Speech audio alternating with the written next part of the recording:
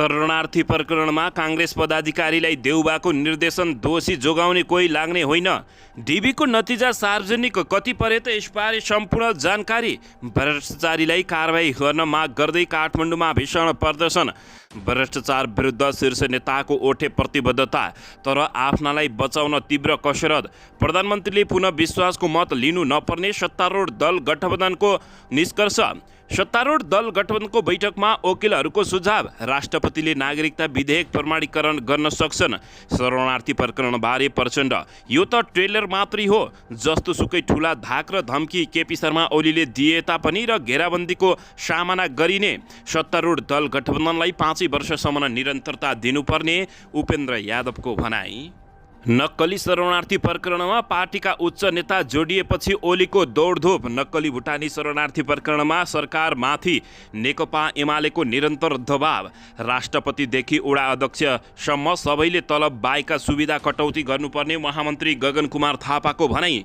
टोपबहादुर रायमाझीको अवस्थाबारे स्पष्ट पार्न सरकारसँग नेकपा एमालेका नेताको माग। सञ्चार सम्बन्धी नयाँ कानुन निर्माणका क्रममा सरकार पक्षसँग व्यापक सहकार्य हुने प्रधानमन्त्रीको भनाई। हिम पहिरोमा परेर जुम्लाका 3 जना बेपत्ता मृत्यु भएको आशंका। राष्ट्रिय स्वतन्त्र पार्टीले समर्थन फिर्ता लिएपछि सरकारसँग बहुमत छ। माओवादी उपाध्यक्ष महराको भनाई। आफ्नै सरकार भएर पनि सब ठिक छ हुन्छ भन्न सक्ने अवस्था नभएको गगन कुमार थापाको भनाई। नक्कली शरणार्थी प्रकरणमा तानिएपछि नेता बालकृष्ण खाँडको अनुरोध, यस्ता समाचार सम्प्रेषित नगरिदिनुहोस्। सकिन लागेको काङ्ग्रेसमा फर्किने मेरो चाहना छैन भन्दै अमरेश कुमार सिंहको अभिव्यक्ति। र सुदूरपश्चिममा 2 मन्त्रालयको मागसहित नागरिक उन्मुक्तिका नेताहरू बालुवाटारमा। हामी गर्जियौँ भने नेपाल कब्जा हुने प्रधानमन्त्री प्रचण्डको घोषणा। 3 घण्टाको अन्तरालमा बाजुराको एकै स्थानमा 2वटा भूकम्पको धक्का। रवि लामिछानेलाई फेसबुके प्रधानमन्त्री बनाउँदैछन् भन्दै नेकपा एमालेका नेता महेश बस्नेतको कटाक्ष। जातीय हिंसा भड्किएको मणिपुरमा नेपाली भाषाको अवस्था के छ त? यसबारे सम्पूर्ण जानकारी। क्रिकेटर करण केसी र फुटबलर सावित्रा सर्वोत्कृष्ट खेलाडी घोषित। अब हेर्नुहोस् पुरा समाचार।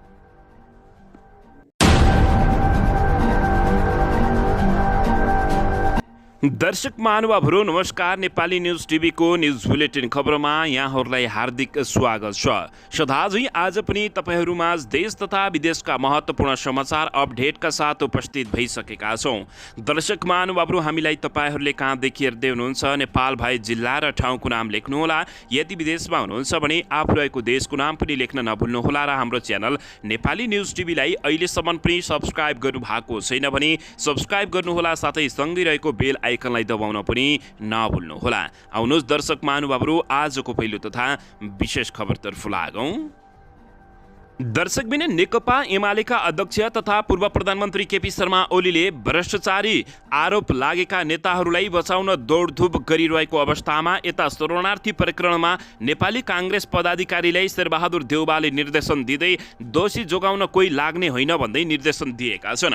नेपाली काङ्ग्रेसका सभापति शेरबहादुर देउबाले नेपाली भुटानी शरणार्थी बनाउने प्रकरणमा मुछिएका जो कोहीलाई जोगाउने खेलमा नलाग्न पदाधिकारीलाई निर्देशन दिएका छन्। पार्टीको विविध विषयमा छलफल गर्न देउबाले आफ्नो निवास धुम्बराईमा बिहिबार र शुक्रबार पदाधिकारी बैठक राखेका थिए। बैठकको मूल विषय नक्कली शरणार्थी नभए पनि यस विषयमा चर्चा चल्न साथ देउबाले पदाधिकारीलाई निर्देशन दिएका थिए। नक्कली शरणार्थी प्रकरणका दोषीलाई जोगाउने कोही लाग्ने होइन, देउबाको निर्देशन रहेको थियो। नेपालीलाई भुटानी शरणार्थी बनाएर अमेरिका पठाउने प्रलोभनमा ठगी गरेको अभियोगमा नेपाली काङ्ग्रेसका केन्द्रीय सदस्य समेत रहेका पूर्व मन्त्री बालकृष्ण खाँड पनि मुछिएका छन्। यद्यपि खाँड भने यो अनुसार नै रोक्ने दौडमा लागेको देखिएको छ। उहाँ यो अनुसन्धान रोक्ने दौडमा पहिलेदेखि नै हो, नेपाल प्रहरीका एक उच्च अधिकारीले बताएका छन्। अधिकृतले केही दिन अघि नै भनेका थिए ती प्रहरीले उहाँ सम्बोधन गरेका व्यक्ति हुन्, खाँड उनले बताएका हुन्। गृह प्रशासनले थालेको नेपालीलाई भुटानी शरणार्थी बनाएर अमेरिका पठाउने काण्ड खाँडको संलग्नता पुष्टि हुँदै गएको बताइएको छ। गत बुधबार प्रहरीले पक्राउ गरेका सरकारका सचिव टेकनारायण पाण्डेको बयानका आधारमा बालकृष्ण खाँडको नाम पनि अगाडि आएको खबर प्राप्त भएको छ। दर्शकबिन यसैबीच यता अमेरिकाले 2024 को डीबीको रिजल्ट सार्वजनिक गरेको छ। मे 23 अर्थात् नेपाली समय अनुसार हिजो शनिबार राति 9:45 डीबीको नतिजा प्रकाशन गरेको हो।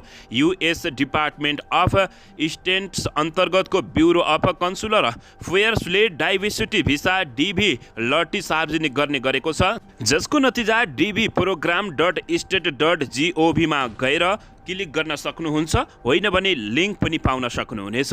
दर्शकबिन यसैबीच यता भ्रष्टाचारीहरूलाई बचाउनको लागि बारम्बार शीर्ष नेताहरू दौडधुप गरेपछि भ्रष्टाचारीलाई कारबाही माग गर्दै काठमाडौँमा प्रदर्शन भएको छ।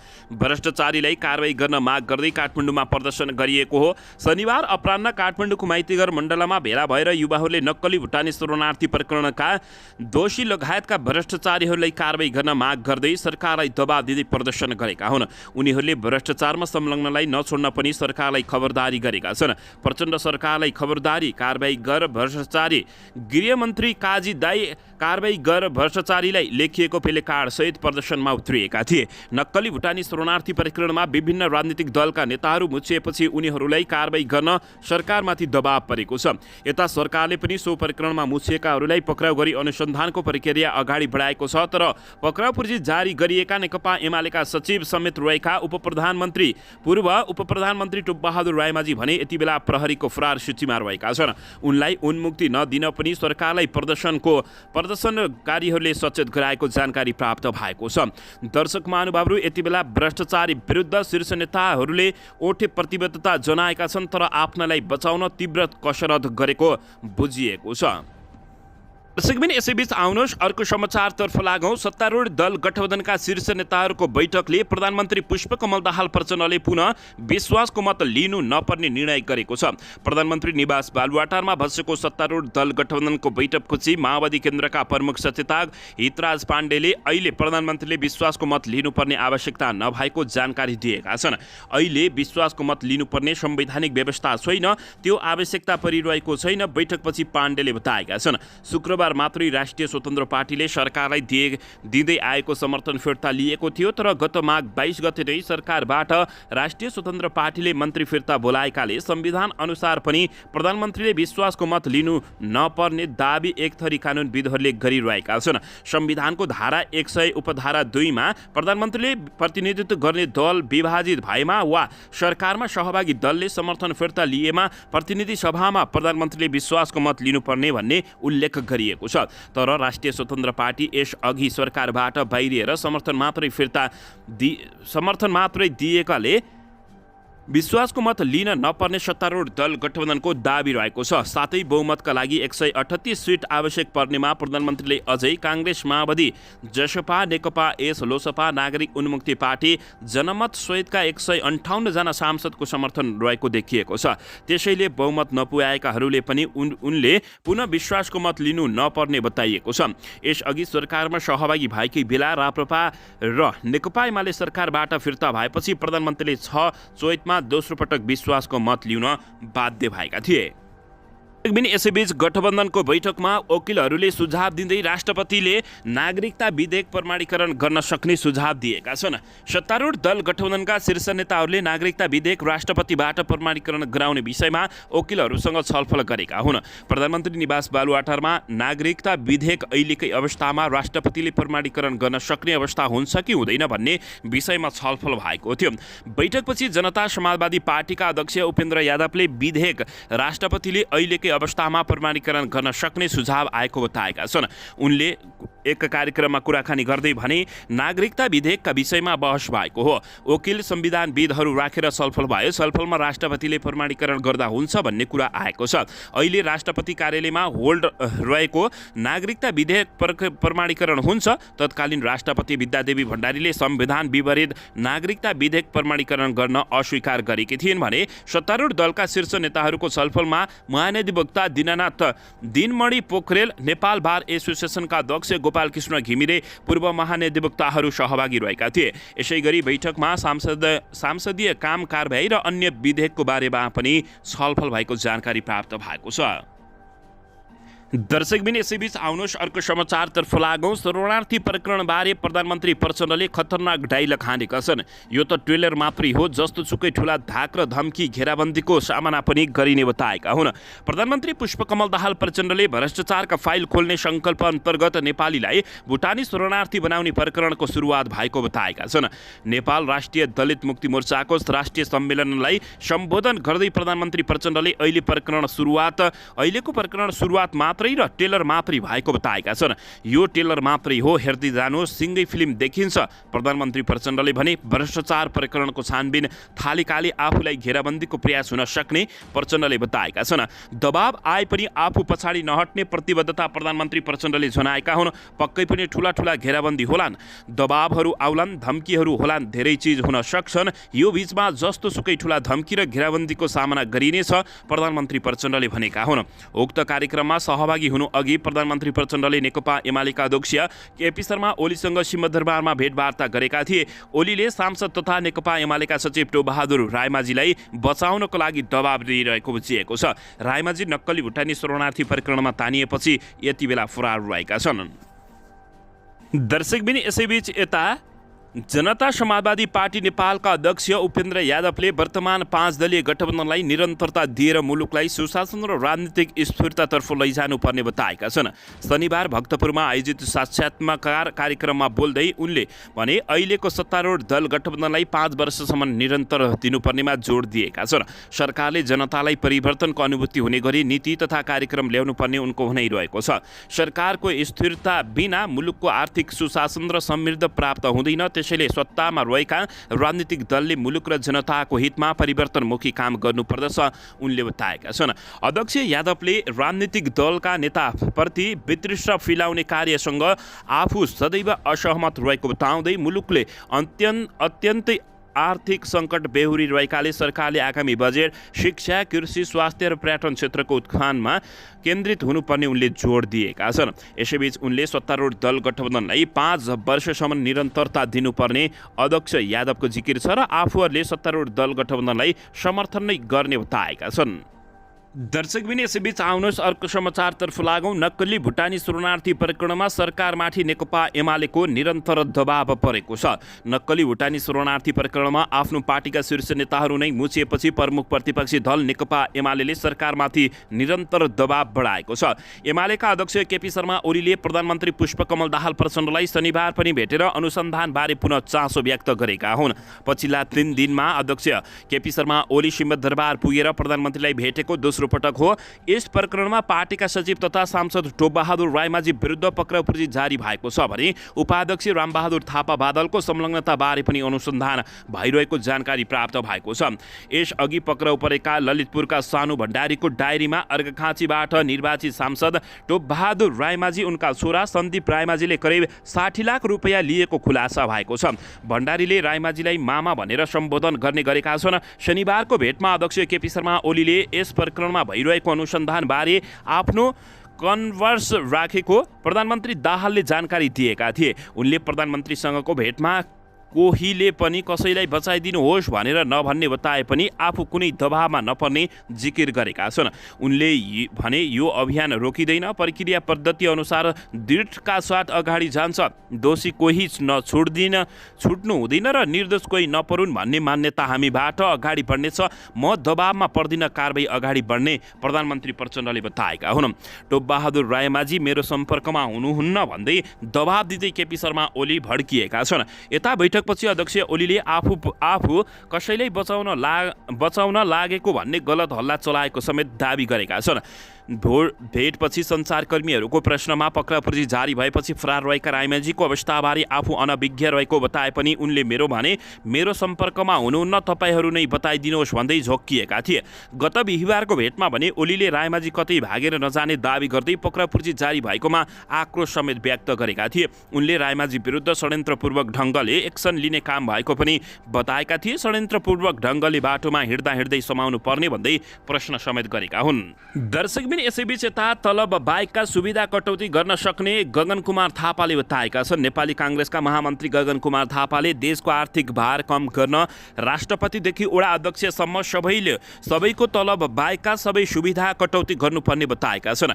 विशेष गरी स्वास्थ्य उपचारका नाममा राष्ट्रको ढुकुटीबाट हुने खर्च रोक्न सके मात्रै पनि देशमा बढ्दै गएको आर्थिक मन्दी कम गर्न सकिने गगन कुमार थापाले बताएका छन्। नेपाल वितरक सङ्घको 11औं वार्षिक साधारण सभालाई हिजो धादिङ बेसीमा सम्बोधन गर्दै उनले भने, म यो वर्ष कुनै पनि ठाउँमा कसैलाई पनि स्वास्थ्य उपचारका नाममा 1 रुपियाँ पनि राष्ट्रको ढुकुटीबाट खर्च दिन्न भनेर सबैले व्यवहारमा लागि गर्न सक्नुपर्ने उनले बताएका छन्। सांसदले तलब पाउँछ, सांसद बैठक बसेको बेला सांसदहरूले बैठक भत्ता पाउँछन्, त्यो ठुलो पैसा छैन, तर यो वर्ष अप्ठ्यारो परेको वर्ष भएकाले सांसदहरूले हामी यसरी प्राप्त गरिरहेको सेवा र सुविधा कटौती गर्छौँ भनेर लाग्यौँ भने बल्ल देशभित्रको आर्थिक व्यवस्थापन सहज बनाउन सहयोग हुने गगन कुमार थापाले बताएका छन्। उनले आर्थिक हिसाबले देश अप्ठ्यारो परेको वर्ष भएकाले राष्ट्रपतिदेखि सांसद हुँदै वडा अध्यक्षसम्म सबैले अन्य सुविधा कटौती गरेर देशको अप्ठ्यारो फुकाउनेतर्फ लाग्नुपर्ने उनको भनाइरहेको छ। मुलुकको आर्थिक वृद्धि दर खुम्चिएकाले सरकारले अब ल्याउने बजेटमा पनि निर्मम भएर खर्च कटौती गर्न सक्नुपर्ने महामन्त्री गगन कुमार थापाले बताएका छन्। दर्शकबिन यसैबीच यता टोपबहादुर रायमाझी र पूर्व गृहमन्त्री रामबहादुर थापा बादल विरुद्ध प्रधानमन्त्री प्रचण्ड निर्मम भएर अगाडि बढिरहेका छन्। प्रधानमन्त्री पुष्पकमल दाहाल प्रचण्डले भ्रष्टाचार विरुद्ध निर्मम ढङ्गले प्रस्तुत हुने दलीय पेश गरेका छन्। दर्शकबिन माओवादी विरुद्ध विभिन्न आरोप लाग्ने गरेको बताएका प्रचण्डले पूर्व सहकर्मीमाथि समेत कटाक्ष गरेका छन्। नक्कली शरणार्थी प्रकरणलाई टुङ्गो लगाउने बताएका प्रचण्डले यसबाट आउन सक्ने हरेक चुनौती सामना गर्न तयार रहेको समेत बताएका छन्। तत्कालीन प्रधानमन्त्री केपी शर्मा ओलीले संसद विघटन गरेपछि माओवादी केन्द्रका अध्यक्ष प्रचण्ड, माधव कुमार नेपाल सहितका नेताहरू हामी यहाँ छौँ भन्दै माइतीघरको सडकमा धरना दिएका थिए। जति बेला तत्कालीन प्रधानमन्त्री केपी शर्मा ओलीले गरेको खिसिट्युरीको पनि प्रधानमन्त्री प्रचण्डले यति बेलासम्म स्मरण गरिरहेका छन्। आफूलाई त्यसबारे प्रचण्डको हालत के भयो भन्दै खिसी गर्नेहरू नै अहिले नक्कली शरणार्थी प्रकरणमा बनाएर अमेरिकामा मान्छे बेच्ने पेसामा लाग्ने गरेको प्रधानमन्त्री प्रचण्डको दाबी रहेको छ। सरकारले यति बेला नक्कली शरणार्थी प्रकरणमा छानबिन थालेपछि प्रधानमन्त्री प्रचण्डले कुनै पनि हालतमा कारबाही गरेरै छाड्ने स्पष्ट दिएका छन्। संविधानको रक्षाका लागि कुनै सम्झौता नगर्ने बताएका प्रचण्डले भ्रष्टाचार विरुद्धका फाइल खोल्न र अहिले बाहिर आएका विषयवस्तु सामान्य टेलर मात्रै भएको र फिल्म आउन बाँकी रहेको समेत बताएका छन्। दर्शक महानुभावहरू यति बेला अहिले माओवादीलाई 32 सिटे नामाङ्कन गरेको भन्दै सबै सक्रियताका साथ काममा लाग्न निर्देशन दिएका छन्। दर्शक महानुभावहरू यसैबीच टोपबहादुर रायमाझी र रामबहादुर थापा बादल विरुद्ध प्रधानमन्त्री पुष्पकमल दाहाल प्रचण्ड निर्मम भएर अगाडि बढेपछि उनलाई यति बेला निकै ठुलो भारी परेको छ। दर्शकबिन यसैबीच यता नेकपा एमालेका नेता शेरबहादुर तामाङले नक्कली भुटानी शरणार्थी प्रकरणमा मुछिएका पार्टी सचिव टोपबहादुर रायमाझीको अवस्था बारेमा सरकारले स्पष्ट पार्नुपर्ने बताएका छन्। उनले रायमाझीलाई गैर न्यायिक हिरासतमा राखिएको आशंका गर्दै सरकारले नै उनको अवस्थाका बारेमा स्पष्ट पार्नुपर्ने बताएका छन्। नेता तामाङले नक्कली भुटानी शरणार्थी प्रकरणमा आफ्नो दलले अनुसन्धानमा सकारात्मक सहयोग पुर्याउने बताउँदै यस्तो बताएका हुन्। उनले उक्त प्रकरणको अनुसन्धान प्रक्रिया सीमित मान्छेहरूलाई कारबाही गरेको देखाएर कतै अरूलाई उम्कन त खोजिएको छैन भन्दै प्रश्न समेत गरेका छन्। तामाङले वर्तमान सरकारले 5 वर्षभन्दा पुरानो भ्रष्टाचारका विषयमा मुद्दा नलाग्ने ढङ्गले संसदबाट कानुन पारित गर्न खोजेको पनि उनले आरोप लगाएका छन्। यसैबीच आउनुहोस् अर्को समाचारतर्फ लागौँ। हिम पहिरोमा पुरेर फेरि जुम्लामा 3 जना बेपत्ता भएका छन्। जुम्लाको पातारासी गाउँपालिका 2 तल्फी गाउँका तारासिंह सार्की, पुनः सार्की र वीरबोहरा बेपत्ता भएको जुम्लाको पातसरी गाउँपालिकाका अध्यक्ष पुनसिंह बोहराले बताएका छन्। अन्दाजी 12 देखि 13 जनाको टोली मध्ये 3 जना बेपत्ता परेको बोहराको भनाइरहेको छ। उनका अनुसार उनीहरू मुगुको मुगुम कारमङ्गोङ गाउँपालिका 2 च्यार्खु भन्ने लेखमा हिजो बेपत्ता भएको अध्यक्ष बोहराले बताएका छन्। उनीहरू यार्सा सङ्कलनको लागि सो क्षेत्रमा गएको जानकारी दिएका छन्। उनीहरू बेपत्ता भएको भनेर मात्र खबर आयो, यसको एकिङ जानकारी आउन बाँकी रहेको उनले बताएका छन्। बेपत्ता भए तापनि 3 जनालाई उद्धार गर्न मुगुको जिल्ला प्रहरी प्रशासन कार्यालय प्रदेश सरकार र सङ्घीय सरकारलाई जानकारी गराएको उनको भनाइरहेको छ। सबै क्षेत्रबाट उद्धारको लागि पहल भइरहेको र भौतिक अवस्थाले पनि उद्धारमा समस्या देखिने गरेको बताइएको छ। दर्शक महानुभावहरू, हिम पहिरोले केही दिन अगाडि कैयौँ जनाको मृत्यु समेत भएको थियो। दर्शकबिन, यसैबीच यता 3 घण्टाको अन्तरालमा बाजुराको एकै स्थानमा लगातार 2वटा भूकम्प गएका छन्। बाजुरामा शनिबार हिजो भूकम्पका 2वटा धक्का महसुस गरिएको छ।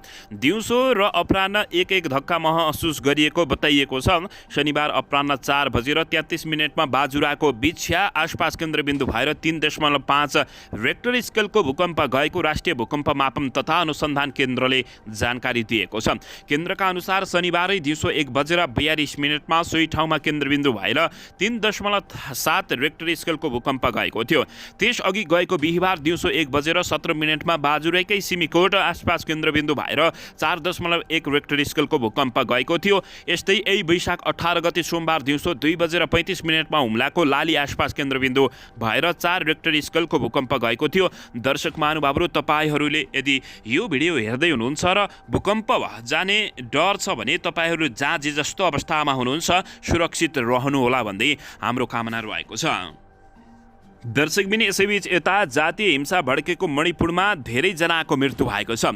पूर्वी सीमा काकडभिट्टाबाट 970 किलोमिटर पूर्व भारतको मणिपुरमा 4 दिन यता जातीय हिंसाले उग्र रूप लिए पनि त्यहाँका नेपाली भाषी सुरक्षित रहेको खबर प्राप्त भएको छ। कुकी र मैतेई जाति बीच आरक्षणको विषयलाई लिएर हिंसा चर्किएको हो, जसका कारण मणिपुरको प्रान्तीय राजधानी इम्फाल लगायतका प्रदेशमा अधिकांश क्षेत्रमा सेना परिचालन र कर्फ्यू लगाइनुका साथै हिंसा भड्किँदा जनजीवन आतंकित बनेको छ। नेपाली भाषी भारतीय नागरिकहरू हिंसामा नपरेको इम्फाल निवासी 100 विश्वकर्माले टेलिफोन सम्पर्कमा बताएका छन्। 24 घण्टा कर्फ्यू लगाइएको छ। त्यहाँका सडकमा सुरक्षाकर्मीहरूको गस्ती गरिरहेका छन्। उनले भने, हाम्रो नेपाली भाषी दाजुभाइ दिदीबहिनीहरू कोही पनि सडकमा निस्किनु भएको छैन। कुनै पनि नेपाली बस्तीमा हिंसा भएको जानकारी नआएको उनले बताएका छन्। उनका अनुसार उत्तर पूर्वी भारतको पहाडी राज्य मणिपुरमा 50,000को सङ्ख्यामा नेपाली भाषाको बसोबास रहेको छ। उनीहरू अधिकांश खेतीपाती र केही व्यापार गर्ने गरेका छन्। थोरैले राज्यको नोकरी पनि गरिरहेका छन्। नेपालबाट घुम्न वा आफन्त भेट्नका लागि मणिपुर आउजाउ गर्ने गर्दछन्, तर अहिलेसम्म नेपाली नागरिकहरू पनि हिंसाको चेपुवामा परेको जानकारी नभएको उनले बताएका छन्। पूर्वी नाका काकडभिट्टाबाट मणिपुरका लागि यातायातको टिकट समेत काट्ने काम गर्दै आएको नेपाल यात्रु सेवाका सञ्चालक सुशील प्रधानले सीमावर्ती पानी ट्याङ्कीबाट इम्फाल जाने कुनै पनि सवारी साधन नचलेको जानकारी दिएका छन्। उनका अनुसार भारतीय नाका पानी ट्याङ्कीबाट आसामको राजधानी गुवाहाटी हुँदै र सिधै इम्फाल जाने यात्रुवाहक सवारी साधनको नियमित सेवा रहेको छ। साताको 2 पटक मात्र इम्फालका लागि पानी ट्याङ्कीबाट यात्रुवाहक गाडी पाइने र सिधा यात्रुको भाडादार प्रति व्यक्ति भाडा 3,000 रुपियाँ रहेको समेत उनले बताएका छन्। यद्यपि नेपालीहरूलाई केही पनि क्षति नभएको जानकारी प्राप्त भएको हो। यसैबीच यता क्रिकेटर करण केसी र फुटबलर सावित्रा वर्षोत्कृष्ट खेलाडी भएर बनेका छन्। क्रिकेटर करण केसी, फुटबलर सावित्रा भण्डारी वर्ष उत्कृष्ट खेलाडी घोषित भएका छन्।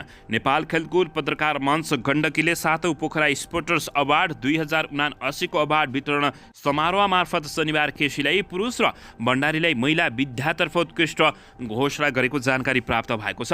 दुवैले इलेक्ट्रिक स्कुटर पुरस्कार पाएका छन्। भण्डारी खेलकै क्रममा भारतमा रहेको परिवारले उक्त अवार्ड ग्रहण गरेको छ। दर्शक महानुभावहरू, क्रिकेटर सुभाष भण्डारी कास्कीले उदयमान खेलाडीको अवार्ड पाएका छन्। आर्चरीका किशोर कुमार गुरुङ स्याङ्जाले वर्षोत्कृष्ट प्रशिक्षकको अवार्ड हात पारेका छन्।